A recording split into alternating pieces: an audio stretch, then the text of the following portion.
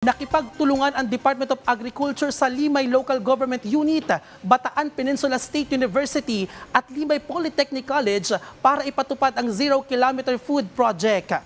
Layon ng proyekto na magbuo ng isang maayos sa sistema na pagkolekta ng data sa mga lokal na antas ng pamahalaan para isulong ang sustainable food production.